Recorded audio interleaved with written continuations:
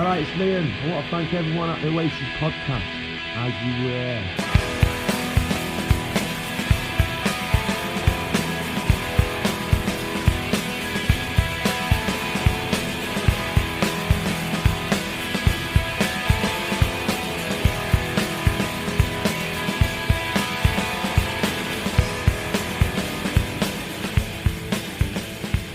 Hello and welcome back to the Oasis Podcast, the ultimate audio guide to Oasis. I hope you guys are okay.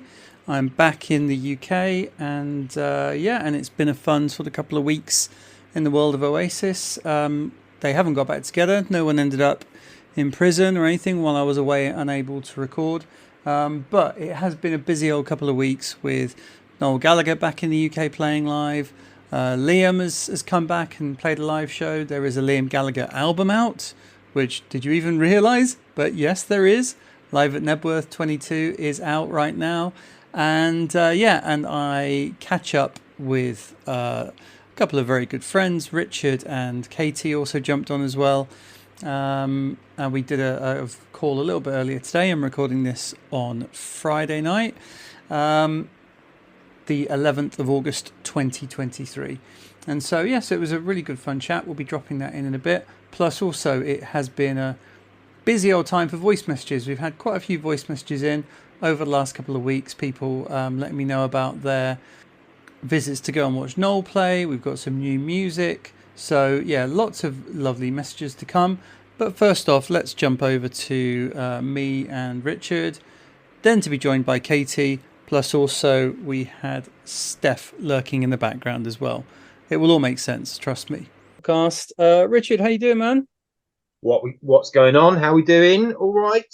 I'm all right. Yeah, I've been sort of out and about and away, and it's been sort of my pre-recorded talking through the Oasis ranking episodes that have been gone out. But thankfully, no Oasis didn't get back together while I was away, or or no one got arrested or anything like that. So it's been busy, but relatively quiet. So it's been, I was away, but not really massively away. But whereas you've been busy, you've been to how many gigs you've done in the last month? I don't fucking know. Last month. Well, I suppose have we talked about you going to Glastonbury as well? No. Actually, think about it. Last time we spoke was just after Arctic Monkeys, wasn't it? So that was end of May. Yeah.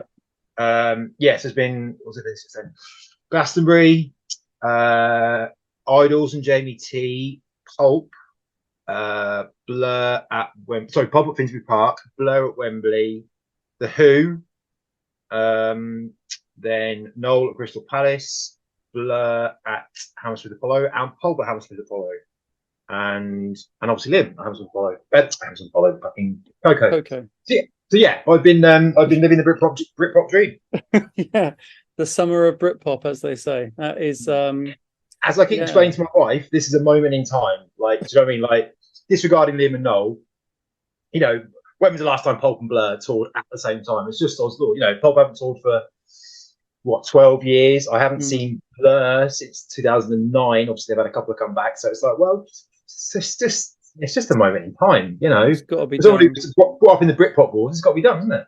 Yeah, absolutely. I'd say before we got onto the live stuff, the one thing unrelated, I suppose, to Liam and Noel, but the Blur album, I think is really special. It's sort of, because when I think we might have talked about it, but when I first heard The Narcissist, I sort of thought, what's the point of Blur now in this sort of modern period when we've got so much stuff has come from Damon, whether it's Gorillaz or whether it's the other projects he's done, and I sort of felt like, what's the point of Blur? It's just basically you've got a Graham backing vocal on a Damon Albarn track, and it's sort of I sort of thought it's a bit pointless, but then actually having heard that, you realise they're one of the greatest bands of all time. Well, yeah, there is that. and that album, it was so surprising to me because having heard obviously Narcissist is quite a chill track, but then St Charles Square is quite upbeat and it's got that squally guitars and it's sort of a bit raucous and a bit off kilter in that kind of Blur album way, like the Song 2 album. So it's got that feel to it. But then the rest of the Ballad of Darren is really chill and quite sad and reflective, but it's like sad in that sort of I'm struggling but I'll get through kind of way, that then sort of more reflects like the 13 album, like, you know, his sort of breakup album with Tender and No Distance Left to Run on it. I thought so. I was taken aback by it. It wasn't what I was expecting from a Blur comeback album. It felt like this is Damon's sort of set of songs he was working on because he was in a bit of a funny place, and Blur have done their stuff on it, and it was like, yeah, it's really special, but it's just been on rotation, to be honest. So yeah, so while I've listened to the Noel album quite a few times, and Liam Nebworth I haven't listened to yet, although I only came with Noel, isn't it? Damon, as we understand it, has broken up with his long-time partner. There's that, what he said in the promos, that there's obviously that. There's been obviously a lot of people around who have died, you know, over the last few years. You've had, you know, Terry Hall, Tony Allen, whoever, you know, knows in his kind of his personal life, they can probably two of his like close confidants. And yeah, there's something quite heartwarming about the fact that he's kind of felt that low. This is a low. He's felt the kind of low of, you know, sadness, whatever, and he's kind of reached out to his mates. Do you know what I mean? Reached out to his kind of his oldest friends who kind of rallied around him because. Yeah, I mean, Graham, said he struggled massively to kind of work himself into the album, and he kind of, because it's very, it's very interesting, quite mellow. It's very, very slow paced, very slow paced actually, which takes a while to get used to and a while to kind of get stuck into it. And I actually appreciate the beauty of it, but I think Blur have never been the same, have they? Do you know what I mean? So it's not a surprise. Well.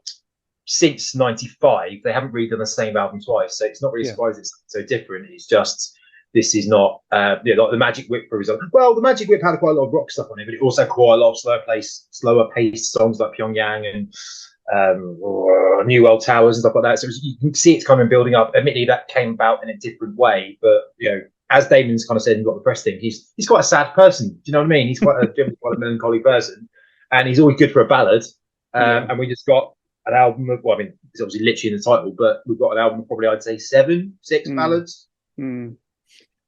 I thought it was interesting as well, especially there's probably about 3 tracks in it that really had vibes of the recent Arctic Monkeys stuff, actually. And that sort of, I don't necessarily think he was copying or inspired by Arctic Monkeys. I think they probably both come from a like similar points of inspiration.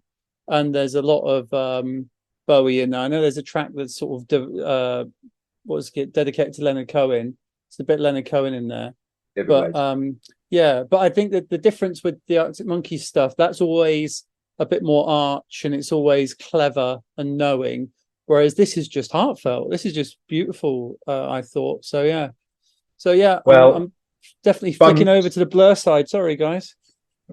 Well, fun facts. Damon did say he really likes Alex Turner's voice. He said that in the press recently. So he's been quite a big fan. And also, the album, The Ballad of Darren, was produced by the same guy who's done all the Arctic Monkeys albums bar the first one.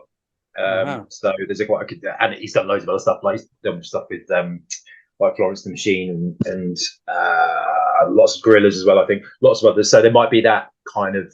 I mean, I doubt he would have had much control when when you're working with Damon Albarn. I don't think you get much creative control, but that might kind of those two kind of factors combined. Like I say, Damon being a fan of Alex Turner's work might have informed it. You never know. I mean, I've got a pet theory that Alex Turner is the only person who's ever said no to Gorillaz, because Damon outs himself as a fan, and I imagine, as he's done with every single other person under the sun that you could think of when it comes to like Gorillaz collaborations, or indeed like Africa Express as well. But I've got a theory that Alex Turner just hasn't returned his calls.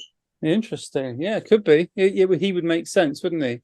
He's probably because Alex Turner doesn't collaborate with people that aren't his friends. No, he's only ever really done the Miles Kane stuff, hasn't he? And he's in mini mansions as well with a bunch of guys who are now in the Arctic Monkeys live band. Is it? A bit of Queens of Stone Age stuff, but again, Josh Homme mate. There is a Liam Gallagher album out today, which I'll be honest, I completely forgot about. So yeah, the Liam Nebworth album comes out, which feels a bit sort of redundant, seeing as we had the live video, like the film. I know the film didn't have all of the set, So obviously we've now got proper versions of all the Oasis songs and things like that, which is good. But not all of them. Not all of them, is it not? No, I think, what was it, Nebworth? I think it was 21 tunes and this one's 16. I think there's a couple of versions of the album you can get additional tracks, but it's not a complete nights. Okay. Yeah. So I think that was quite I mean, I understand he's got to get some product out, got to get some sales, but he's so rubbish at actually selling. They sort of said, oh, this Coco gig is to promote the Nebworth live, and he's done no posts on social media about it. Obviously, his Instagram is run by the record label, isn't it? So his Instagram has talked about it, and then there's been nothing on his Twitter or X. He's just disappeared on that front, and so and he didn't even mention it live apparently, and he's not even. And there was a bit of merch or whatever, but it just feels like completely just knock that out and not even talk about it. Well, there's two constraints to this. One is the most oblique bit of promotion I can ever think of, and I fucking love it. So at the end of Champagne Supernova on the Nebworth album, he says, not necessarily stoned, but beautiful, as in, well, you are really getting high, not necessarily stoned, but beautiful, which Hendrix says at the end of Are You Experienced? Here for that. Oh, and obviously he played that at Coco the other night, so I'm here for that kind of big stuff. Secondly, today, I don't know if you've been paying attention today, but he was at the pop-up store, the Coco pop-up store in Camden, which was open on Wednesday, to sign some brown paper bags today. And there's been a bit like there's a new line of Adidas Special that's come out today as well. So there's been a bit of a blitz today about it. Yeah, Liam himself hasn't. He's been very quiet. So I think they ramped things up today, but up to now it hasn't really been promoted at all. No, there's been no media. There's been that one gig in Coco where he didn't even mention it. It's sort of such a weird one. Katie's just said, yes, jump in. Do we acknowledge Steph? Is Steph there yet? Yeah, Steph, are you there? You just... Oh. Yeah, I was just going to listen in. Sorry, guys. Oh, that's okay. No, carry on. Feel free. Well, hello, welcome. Hello, thank you. Welcome. Good. Excellent. Whereabouts are you? I'm in San Diego, California. Of course you are. There's Katerina. There we go. That's that Katie in here as well. So it's a bit more interesting than just having Richard all the time. Wonderful. What were we talking about? Well, Steph, feel free to jump in or feel free to mute yourself, whatever you want to do, really. But yeah, it's a pleasure to have you on. Welcome aboard. Thank you. Where were we? Oh, Katie's there. Hello, mate. You okay? Yeah, there she is. All right. How are you? Hello. Very good. Just in the nick of time. So yeah, Richard went on an extended dog walk, and so we're a little bit later than expected. No Priorities. Yeah. So you chose not to go and hang around outside Coco in the end, then, Katie? Well, I was literally all set to go, and I was like, I'll just rest my head here for a little bit before. The next thing I know, it's hours later. I'm like, never mind. Yeah, I was actually in London earlier in the day. I had a couple of client meetings, and so I was in sort of northwest London, and I thought, you know what, I could actually go. And my kids aren't here at the moment. I thought I could actually do it. Like, whether or not, you obviously not going to pay like massive that much, but yeah, like I thought I could do that, but no, didn't end up happening. But there we are. Yeah, we just go on, mate. It would have been cool, wouldn't it, if we all ended up just hanging outside Euston Station or Mornington Crescent Station, just having a party. Yes, but I didn't even know Mornington Crescent was a real place. I thought it was just a punchline in that Radio 4 quiz. No, yeah, it's a real place. It's just down Camden High Street, mate. It's smack bang between Camden High Street and Euston. Yeah, I don't get out much, me. I live vicariously through my friends. So, and on that note, so Richard, do you want to tell us about Coco then? How was that? Yeah, it was good. It was really good. So I managed to get a ticket quite last minute, a kind of guest review pass thing. And yeah, it was funny. I got off at Euston, and it was Wednesday night. It was a sunny day in London. It was about 5 o'clock, so there was people drinking outside. So obviously they could have been drinking for anything, but I almost felt like I could feel the atmosphere the kind of closer you got to Mornington Crescent. And then when I kind of once you go up that main road from Euston to Mornington Crescent, it kind of opens up and it kind of branches out, and there's a scattering of pubs all around, and they were all kind of busy once again. On a sunny day maybe, but it did feel like pretty much everyone was there to the gig at Coco, to be honest. Went to Strathaven, Streethaven, I can't remember what it's called now. Met up with Kyle from the ACG. Okay. For a couple, well, not just Kyle. There was like, I think Noel. I know Noel O'Connell was there, and there's a couple of other lads from the Oasis Collective group whose names I forget now. Apologies if you're listening. Had a drink there, and then went into the gig. Watched the support act Joel Stoker, who's the frontman from the Rifles, who was quite good.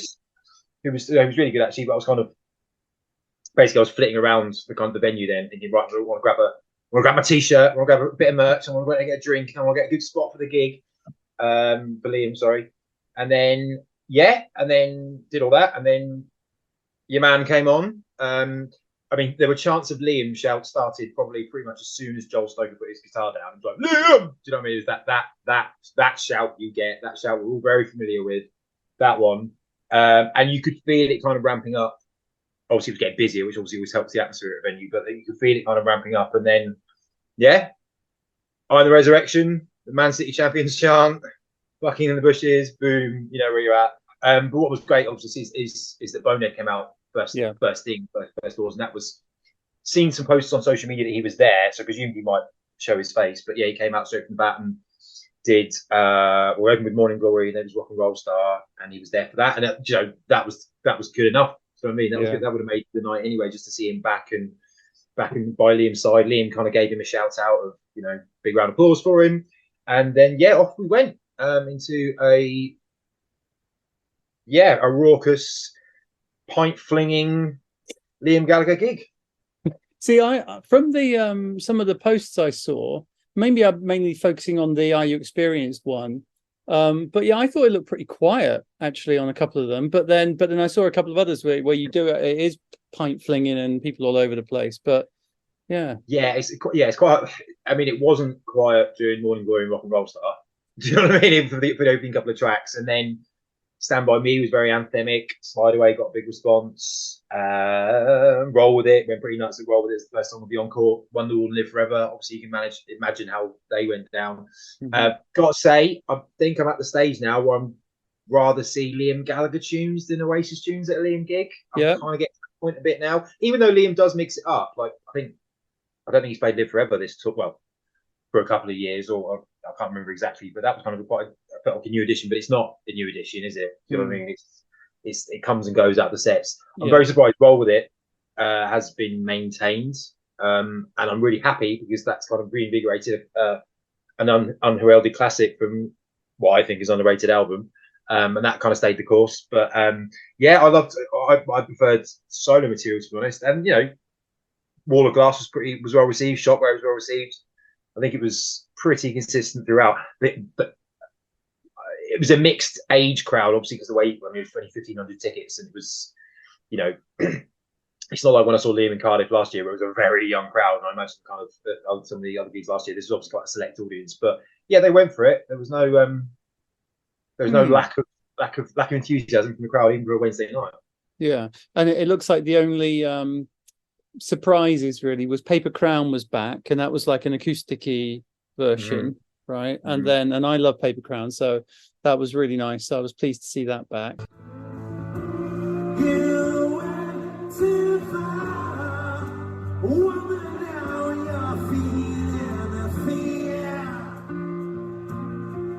Cause you'll never be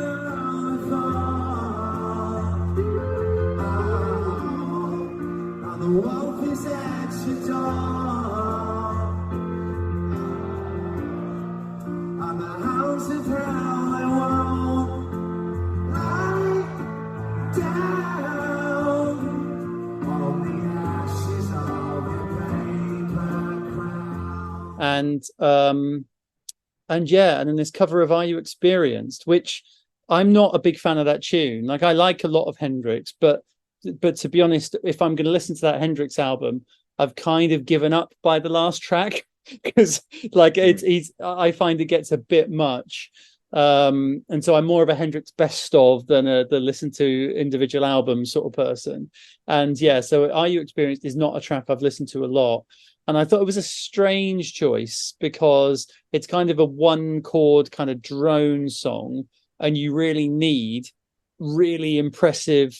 Well, it's Jimi Hendrix you need to make it amazing, and his band is not Jimi Hendrix, is not the Jimi Hendrix Experience, and also the way Hendrix sings, I don't think it really particularly suits Liam's voice. You know, it's sort of the soulful kind of, but well, he's not really a brilliant. He's sort of mixture of kind of a soul singer and like a Bob Dylan chatter. I've always sort of put Jimi Hendrix as, and so I thought strange choice. Obviously, I've only heard the sort of crappy bootleg recordings, but and obviously no one knew the song, so it was sort of but to me it felt like a strange choice, and maybe one that will disappear out of the set list, similar to how Love Will Tear Us Apart has done for Noel's.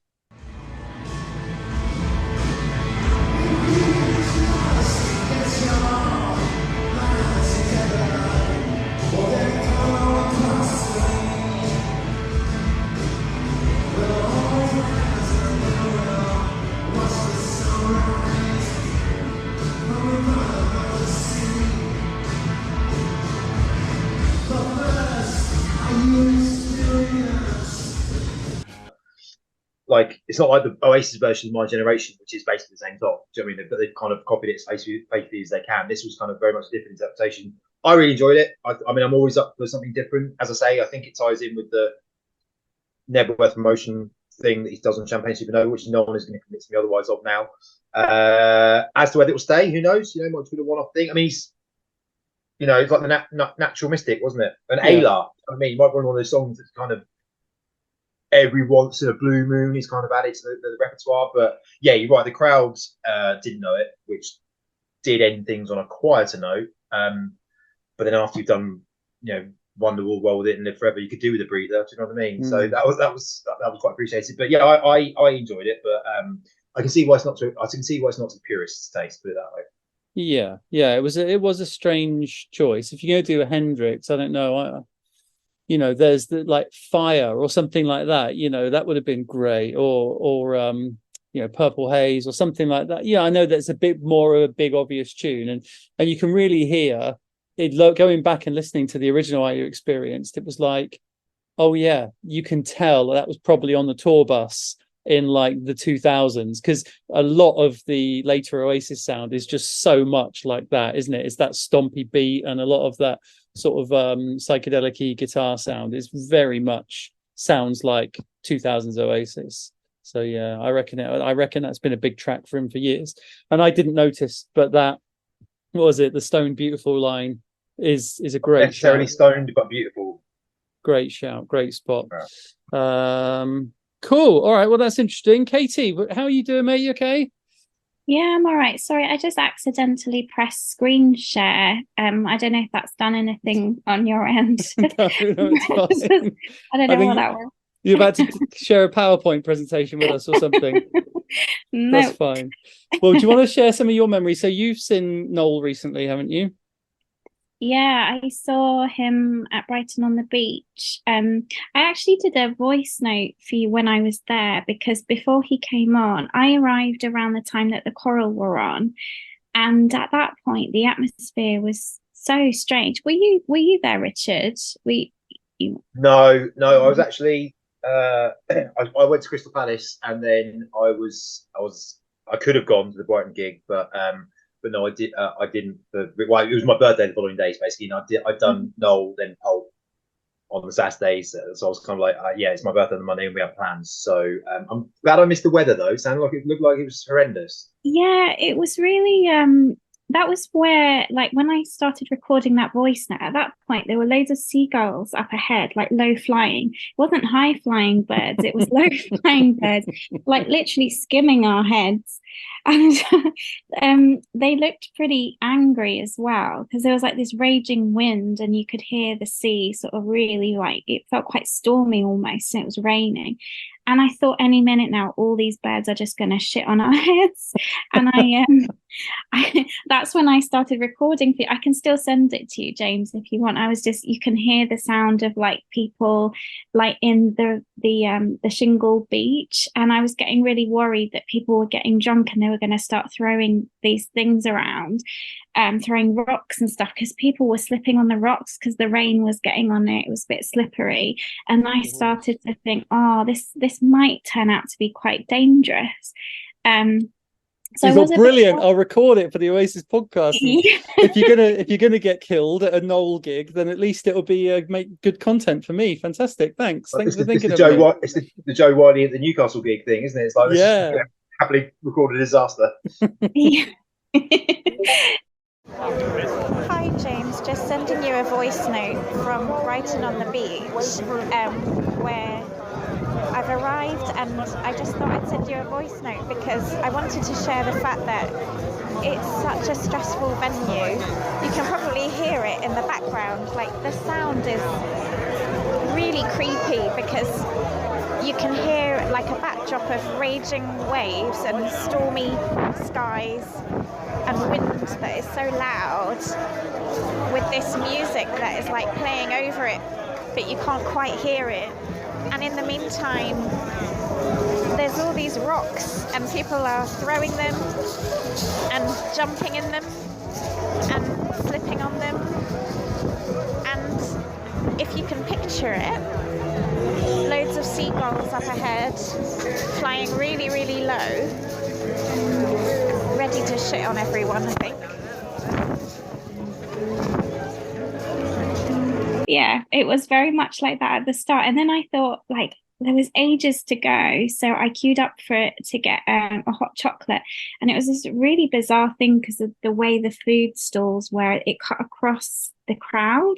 So it was like you had to, people coming into the venue had to cut through this queue for the coffee. And it was going really far back. And that queue took me about like an hour and a half just to get this hot chocolate. But it actually turned out all right, because if I wasn't doing that, I'd just be standing there in the cold waiting for Noel anyway. So that was fine. I'm at Brighton on the beach. It's about 7:30. It's now starting to pour with rain. The sea is right to the right of me, absolutely raging. The sky looks like it's about to start thunder and lightning. There are seagulls up ahead that are frankly very angry and look like they're going to shit on everyone any second now. And people are getting kind of weirdly, it's a weird sort of drunk, because I think probably about 2 o'clock this afternoon everyone was a happy drunk. I think like it's starting to become the kind of drunk where people are starting to pick up rocks on the beach and throw them. At the moment it's all a bit ha ha ha, but I think I'm not too sure that this is actually safe. I've also just queued about an hour just for a coffee, so that's a sort of summary of what it's like here. The vaccines are currently actually on stage and I can't really hear it very well. The sound that you can hear right now is how it sounds. I mean, it doesn't really sound like I'm at a live concert. It sounds like I've just decided to go outside for no reason in the rain whilst listening to a hi-fi in the background. I'm currently standing here with my hood on and I'm cold. Well, Noel will be on in about an hour and a half, so probably by then everything will be great again.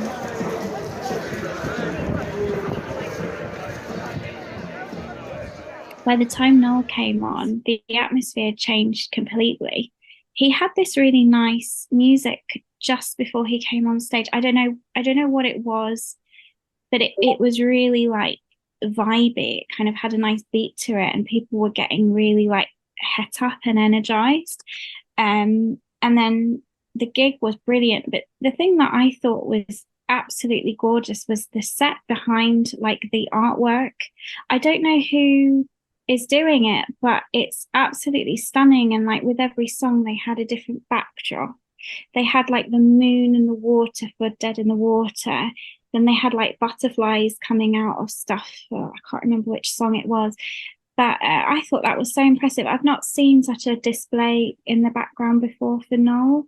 And he was in really good spirits. He seemed really happy, like just joking around. He was like abusing everyone, but in a really nice way.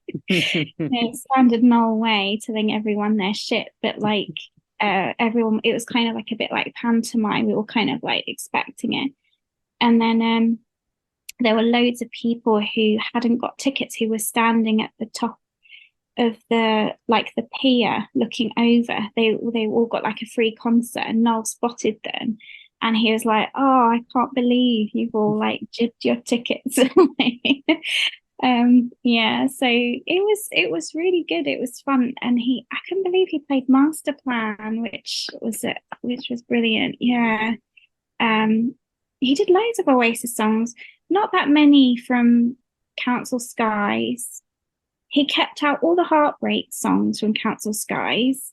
Yeah. And then he went back to I think I mentioned this to you, Richard, didn't I? He went back to the second album and first album, and he seemed to do the more lovey-dovey songs. I thought that was really interesting. I don't know what that was about, but yeah, he seemed in really good spirits. I think the re-emergence of If I Had a Gun is quite surprising, bearing in mind what we know of his personal life. But I think as I said to UK, I'm now listening to that song going, oh, it's actually a heartbreak song. Do you know what I mean? It's like, what's the lyric? Waiting for the moment for my heart to be unbroken at the seams. I don't know what we were ever thinking that was a love song. It was a breakup song. He just used it every time.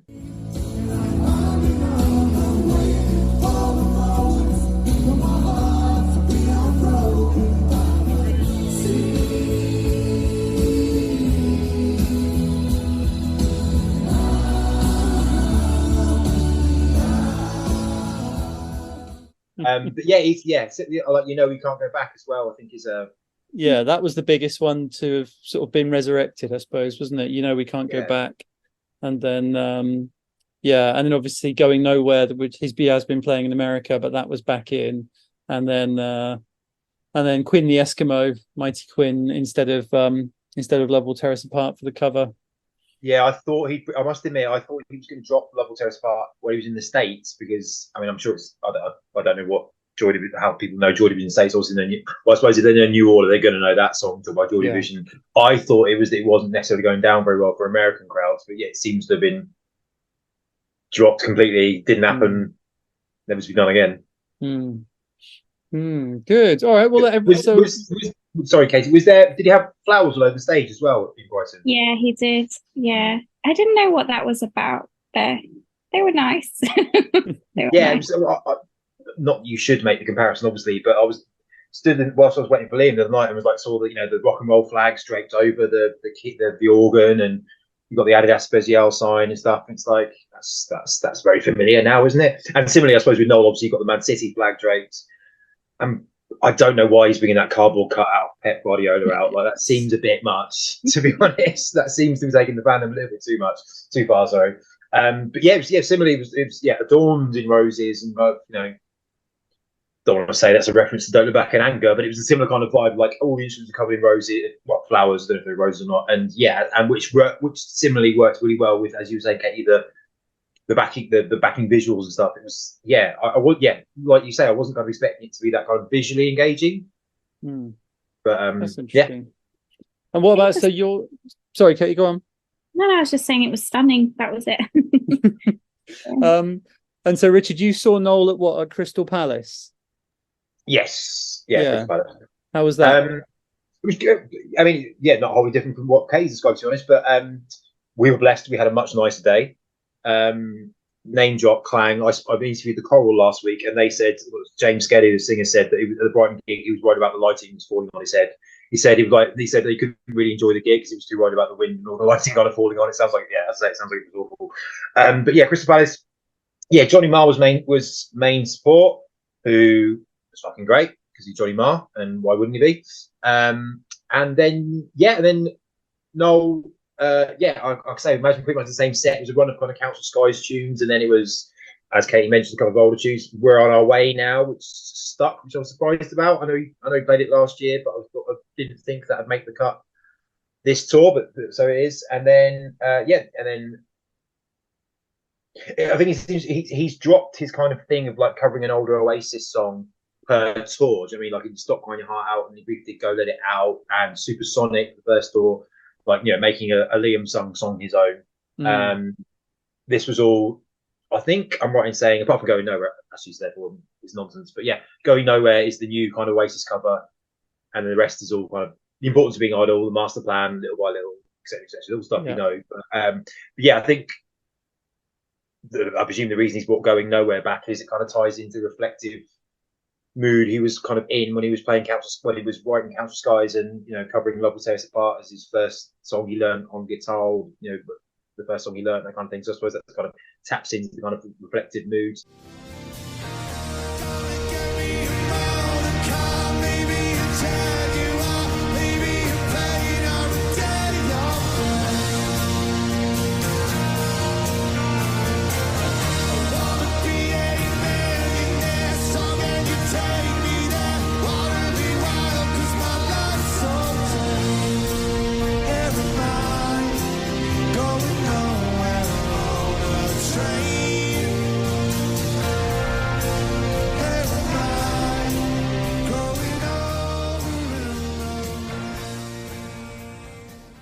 But yeah, similarly, he was on good form. He was giving the crowd stick when, as he does before he did What a Life, he was like, right, there's all Man City fans everywhere. Cue massive boos, and he reeled off every single London Premier League team apart from Chelsea, which I think he pointed out on Matt Morgan's podcast. But he was like, "What are you talking about? We're the champions. Crystal Palace is shit. Fulham is shit." Blah blah blah blah blah. He went through every single one. It's like, is he going to go like QPR? You know, is he going to go further down the leagues next? He seemed to really, but he was in good. I think that kind of reflected he was in good spirits. He enjoyed it. Gave the crowd a little bit of shit about not buying Council Skies. I think the scars of being number 2 in the album charts probably rather than he'd be prepared to admit. But I was similar to Kate. He was on very, very celebratory. He seems he was on very good form. Delivered. I was just going to mention, I was really impressed with Jess. I don't know if you thought the same, Richard. Like, she seems to have been given like a lot more to do. I was quite amazed at how much Noel kind of shared with her. Like, she was doing a lot of the vocals and a lot of the keyboards. More than what I remember last time, and it seems like he's really trusting her to kind of take it away and do what she wants to do with it. And I haven't heard her mentioned much, but I just thought she was great. I agree. She takes a lot of BBs. I suppose she's maybe doing the work of 2 people now on the keys because Charlotte's not there anymore, obviously, and to a lesser extent Wisey, but because no one can replicate what Wisey does. But yeah, she seems very much kind of fixture of the band now. She's kind of like, as much as Rust or Gem is, she's kind of like a part of the core band. Seems I was really impressed. Like, she was bossing it. Like, even when they did the breakdowns to the smaller band, when they did other bits recently, she's still in there now. She's part of the core. If you're going to strip away the backing singers, strip away whatever else, she's in the core sort of 4 or 5 now, isn't she? Yeah, totally. Yeah. All right. Well, look, it's 3. So we're less than a minute. So I think it's about to die, but I think I'm okay, to be honest. So, yeah. You've got what you need, mate. That's fine. We've got what we need. We'll move on. I'll send you the voice note. That'll be great, and we'll cut it in. But and Steph, thank you for lurking in the background. Enjoy San Diego. Cheers, Steph. Thank you. Bye. All right. See you Cheers, later, guys.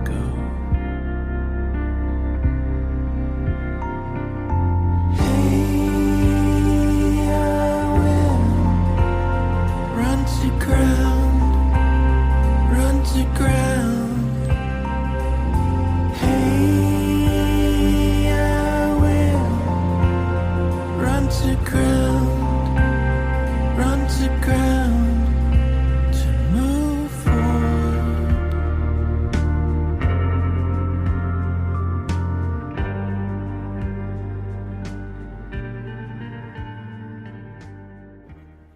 So thank you very much, Sean, for pinging that over.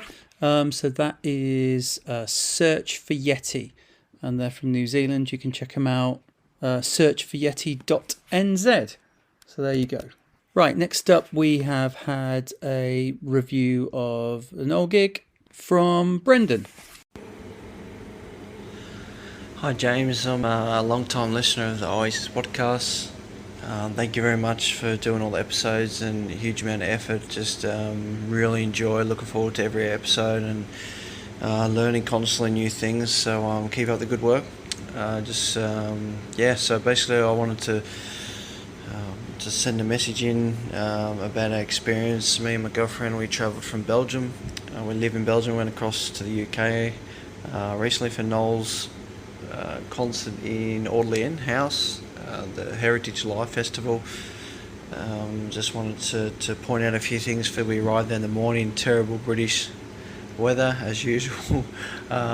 We arrived there I think around 10 o'clock, and surprisingly as we got to the car park we could hear from the distance he was actually doing a sound check and going through all his new stuff. Like, first one I heard from a long distance away was Pretty Boy. As we got closer he was going through Counts of Skies and Open the Door, See What You Find. So he's playing basically all his new stuff, and then he only went through a couple of Oasis songs. I heard the Master Plan, heard him going through the intro, just fiddling around a little bit, singing very quiet, and then straight into the chorus. He just went a little bit into the verse, straight into the chorus. So it was interesting just hearing him go through the sound check. Obviously he didn't play Don't Look Back in Anger. I think he could play that in his sleep, really, to be honest. But yeah, so just after we seen the house and the gardens, it was terrible weather, so we just sort of went back to Saffron Walden, I think it's called, the town really close by. I think it's not even a mile away, and we just had to kill some time. Wasn't going to stand in the rain too long. We really wanted to just get there as late as possible, but still see the support acts, which were pretty good, by the way. So we got in there. It was just, long story short, really enjoyable. We got up quite close, and we're trying to get up close enough so he could potentially read a sign that we actually had made. We actually thought about it a few months ago, and I said to my girlfriend, should we do it or shouldn't we do it? And she was really, full credit to her, she was more really into it than me, even though I'm the bigger fan. So we got two songs made up. The first one was originally Noel, I've Got a Cherry Ripe from Half the World Away, which I knew he'd be playing in his set list, and that was just too tiny, I think, because I seen him looking in the first couple of songs. He was looking our way when we had the sign up, or my girlfriend was holding it, and I was trying to help hold it up, and he just, I don't think at the time we thought he was ignoring it or just couldn't read it or whatever, but then it got too wet and almost couldn't hold up anymore, so we had another sign which just said Noel Cherry Ripe, and after What a Life, I call it the Manchester City song when he talks about anyone a Manchester City supporter, what a life. After that he started talking to the crowd, and I don't know if you can maybe show a little bit audio, just caught his intention, surprisingly, because you never know with Noel whether he's going to react or not. And he was actually a bit flabbergasted. Like, he's like, oh, cheeky, Cherry Ripe, and so it was interesting to get that reaction. And then he went straight in and played a beautiful acoustic song, Dead in the Water, which we both really love anyway, but now we love it even more, as a special meaning.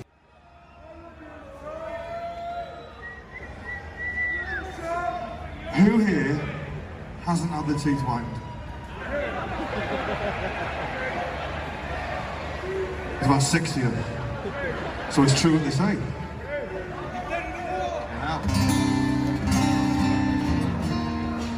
I can't read that sign, mate. I have no idea what it says. Cheeky what? Cheeky? Yes. It's a cherry ripe. The bollocks.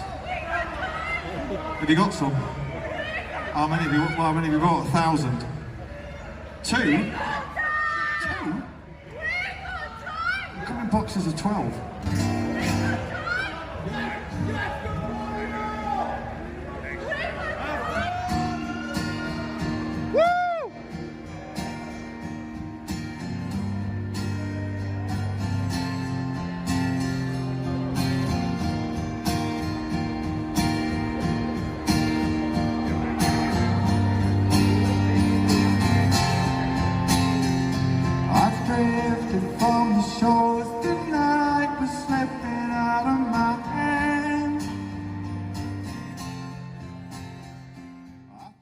But yeah, and you know, I enjoy playing that on the guitar myself as well. But yeah, just the Master Plan, he played one of my favourite songs in the set list. So yeah, just all in all, it was a really enjoyable evening. The British weather turned it on massively as always. But yeah, it was just everyone was in good spirits, and it was really a good evening. So first experience to see Noel in the flesh, and it was I'd go and see him again very quickly. So other than that, yeah, I just want to say I'm a long time Oasis fan. And it's just amazing what you do on the podcast and the interest that you do create. So keep up the good work, and I hope anyone else who was at the concert enjoyed it as much as we did. And yeah, if anyone maybe doesn't already know what a cherry ripe is, it's actually a chocolate that I enjoy eating myself as well. And he asked in the concert, how many you got? And we said 2, and I thought, if I can give it to him personally, I'll give it 2 to him. But it wasn't the case. You couldn't get close to him. Even with the sound check, we asked to get near him. Said to the photographer that took our photo, I said, when it got the attention from Noel during the concert, I said, can you get up close to him or give it to his management? And he promised me that I'll try and give it to him, or I'll eat it myself, he said, sort of tongue in cheek. So let's just hope, hope Noel got it. And if not, I had one for myself. I enjoyed it after the concert, waiting in the car park to try and get out of the place because it was absolutely chockers. So, but yeah, that's all I want to say. So thank you very much. Brilliant stuff. Thank you, Brendan. Thanks very much for sending that over. And yeah, great work. I do love it when people bring signs and then Noel comments on them. And it is good. He's such a witty guy, isn't he? And it's clever, coming up with something clever like that, pulling from an interview that he said he liked a certain type of chocolate. It's just a very smart sign. So I'm really pleased that you got that little moment. Let's hope he did get to munch on that chocolate. Yeah, and there we go. So we go from New Zealand to Australia via Belgium. That's the multicultural experience that is the Oasis podcast. Right, one more here. This is Ollie Ford. Hey, James. I'm just laying here reflecting on Noel's gig at Crystal Palace last night. And I thought I'd drop you a note just to tell you about it. It was phenomenal, actually. An amazing evening. Johnny Marr opened, and he was brilliant, of course. The reaction to the Smiths songs, including Panic and There Is a Light That Never Goes Out, was quite incredible. Really, you could see the audience was so pumped. And he's just so cool and looked so cool and played so well. And he really set the scene perfectly. And then half an hour later, Noel trooped out with the band that we're really familiar with now. So great to see Gem on stage. And they opened with Pretty Boys, which really surprised me how much the audience knew it. So it really opened the show well. Everyone was singing along and the place went nuts. And then it was just an unbelievably good set list. So he whittled through quite a few Council Sky songs, and the reaction to all of them was incredible.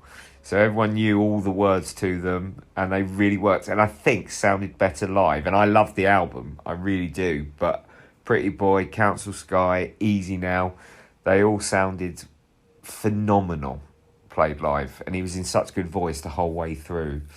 Dead in the Water, oh my God, what a moment. Beautiful backdrop to it while he was singing it. We're on our way now. And then he did Master Plan, and he did Important to Be an Idol, and Little by Little. In a way, I would have preferred not to have had Half the World Away and Little by Little and a couple more High Flying Bird songs, because they were hitting the spot. Really, a phenomenal reaction to them, and everyone knew all the words, and that really impressed me. And then his banter was so funny. At one point, he was having a go at London football teams, getting really booed by 15,000 people while he did it. So he was going, Arsenal was shit, Tottenham was shit, Crystal Palace is shit, and pointing at the booing crowd, you're shit. And then at one point he asked if anyone was from Manchester, and that got a boo. And he went, all right, you ill-eating cunts. And that's making me laugh every time I think about it. The final 2 songs, Live Forever, in that beautiful version that we Radio 2, it's so really, really beautiful. And then he did a mental version of Don't Look Back in Anger, mental in that the crowd just went insane. And it was the only time that he played a guitar solo. So I enjoyed watching that as well. And it was note perfect, unlike that funny clip that's doing the rounds. Phenomenal gig. The best I've seen him. And one of the best times I've seen him, and that includes the Oasis gigs I saw. He looked amazing. The band sounded tip-top. Gem played a blinder. And really good. So I saw Weller and Blur last week. Johnny Marr and Oasis this week. So I'm having a pretty good summer because they were all phenomenal. Just thought I'd let you know the thoughts on the gig. Thanks so much for the podcast, mate. Keep up the good work. Bye.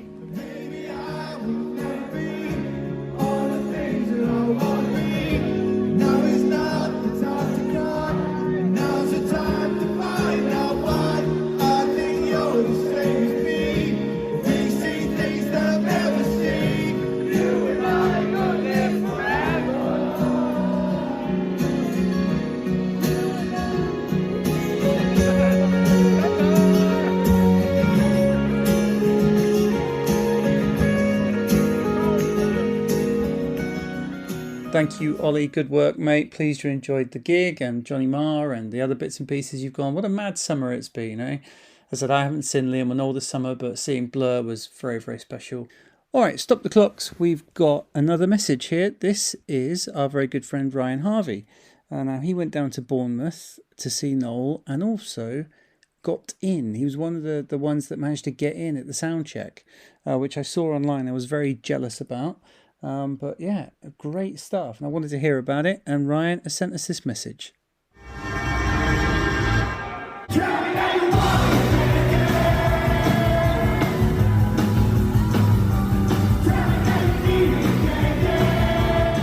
Hi JC, this is Ryan Harvey at the Harvey Boys reporting for the pod. So to add to the live reviews, so we went to see Noel Gallagher at the Bournemouth O2. So this was the Absolute Radio O2 gig that was added. I've been to the night at Shepherd's Bush Empire in 2012 at the end of his first tour that he did. I missed the 2015 one, but then I went to the O2 Ritz in Manchester. So I was kind of really keen when this gig got announced a few weeks before it to go to that one, so just to see him in a small venue. So I think it's maybe the only chance again on this tour, or at least for a while. So I managed to get 3 tickets for me and my 2 teenage lads. So they're 16 and 14, and we basically were up near Manchester way, so it was a long trip down. Left in the morning on the train, made it all the way down to Bournemouth through London, taking about 7 hours, and then we basically started the queue at around 1 o'clock. So I was determined to get down the front, which is what I'd done for the one at the Shepherd's Bush Empire, and it's kind of a whole different experience, unforgettable experience to be down the front on the barrier. So that was the plan, and we managed to do it. We got down there for midday-ish, and we pretty much started the queue at 1, but then we went around the back. So the Bournemouth O2 Academy is a former nightclub that's on kind of a high street in between a McDonald's and a Ladbrokes. So a small old theatre building. Again, it's like 1,800 capacity. And we went around the back. It's in between like a shopping centre. There was an alleyway, and then we saw the security and Phil Smith popping in and out. There was very quickly about sort of 30 to 40 people congregated there with things to sign, hoping to get a glimpse of Noel and the band. Eventually the security said that they weren't there yet, so we sort of hung. One of my lads stayed around the front and started the queue so we could secure our place on the barrier, and we were hanging around the back. And then eventually around maybe 2:30, Phil Smith came out and said, look, we're going to let you into the sound check. So anybody that's here now, you can come in the sound check, but don't phone your friends, don't put it on Instagram, whatever. Like literally, if you're here now, you come in, that's it. I managed to message my son, who just made it to run round the back. The 3 of us went in with about, it seemed to be about 50 people.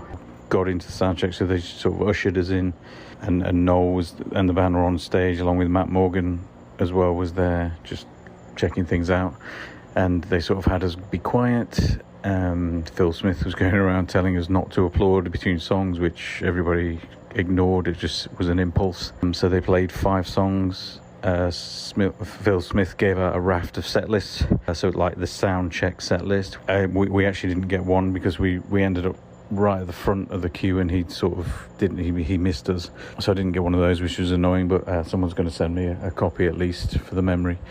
And then they said Noel would sign stuff, so we just needed to queue, and we ended up basically because we were on the side of the venue and ended up at the front of the queue. So Noel, before you knew it, Noel literally had come off stage. They played 5 songs in the sound check, including Lock All the Doors was one of them. Can't remember the others right now, but then Noel walked in, and he literally walked across the the dance floor as it was, eye to eye with me, and at that moment sort of froze, and I didn't have my phone out already or anything like that, so he came across. I just sort of said thank you and joked slightly about him taking my pen, which he did. So I got him to sign my Back the Way We Came sort of deluxe CD as a small thing to carry. I didn't want to carry a vinyl and get it wrecked on the train and things. So he signed that. He signed my son's. We had a Funko Pop, Noel Funko Pop, and before we knew it, in a flash, it was done, and we didn't really have a photo of us with him, which is slightly disappointing. But then because we were first, the security guy, who was the O2 venue guy, was getting a bit over anxious and sort of dragged us out. But then I think it did get a bit calmer as Noel made his way up, and there were quite a few Oasis Collectors Group people who got stuff signed. I've been chatting to a couple of them since. Aaron and Paul Fellows, who's done this amazing artwork of Noel's guitar and things. Which we sort of found out after who people were, but we didn't really know when we were all stood outside.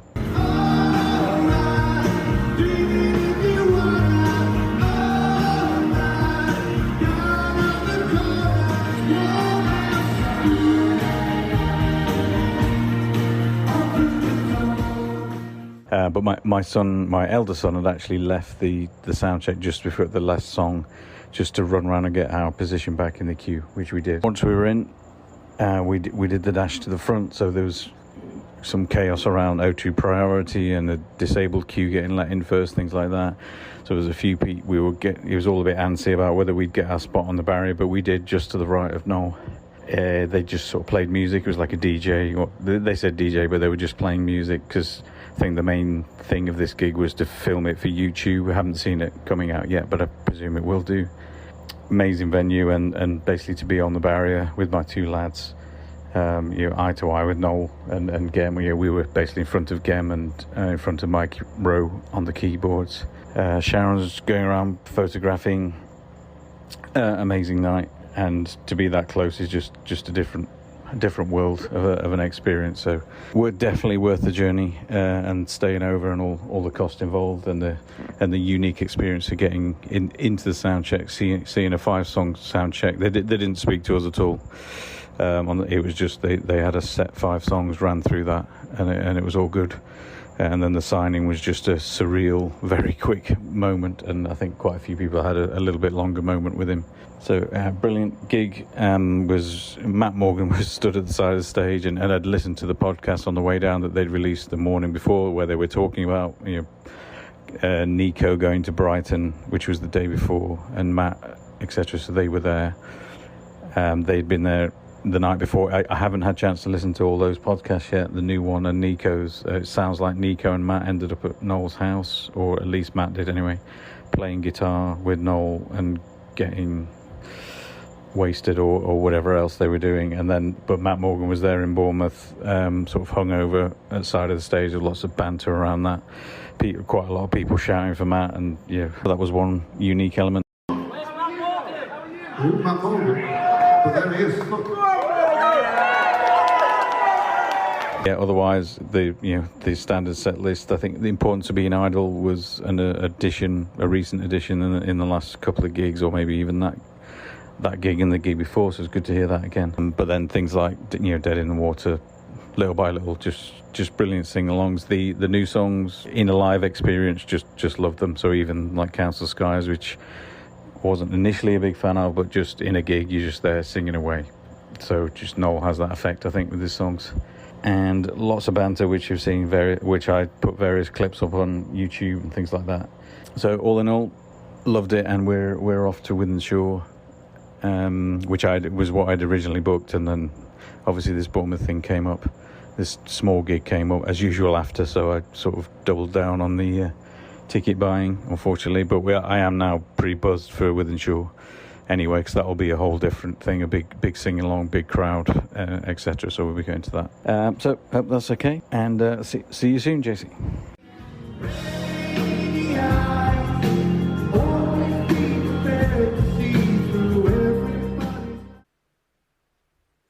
Brilliant stuff, Ryan, as ever. And I can hear the crickets chirping now. I think it's because he's on holiday somewhere very wonderful. So we're all very jealous of that. But well done, Ryan. Great stuff. All right. Well, look, that will do it for today. Thank you very much for listening to the Oasis podcast. Most of all, thanks go to our patrons. You put your money where your mouth is, and it's greatly appreciated. You can become a patron at patreon.com/OasisPod, which is where we post additional bonus episodes, and we have the link to the Discord, and it's just great if you can support me. It's always appreciated. So head over there and check that out. Give us a follow on YouTube. Give us a like on social media over on X, as it is known now, other than Twitter. Oasis Podcast. I did set up a Threads, but I don't think I'm going to do anything on that. So you can give me a follow on Threads if you want at Oasis Pod, which is where also I am on Instagram. So go and give us a follow over there. Obviously, if you want to drop over a message on reviewing the Nebworth album, or if you want to give us your thoughts on the recent Noel tour or whatever you want to, drop me an email, oasispod@gmail.com, and I'll drop it in.